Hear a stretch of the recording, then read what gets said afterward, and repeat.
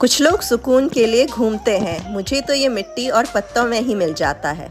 जब इन्हें देखती हूँ लगता है जिंदगी कितनी सिंपल है, बस उगते रहो, खिलते रहो और रोशनी की तरफ बढ़ते रहो। हर पौधा एक मैसेज देता है, तुम्हारा वक्त आएगा, बस अपनी रूट्स मजबूत रखो। Happy gardening.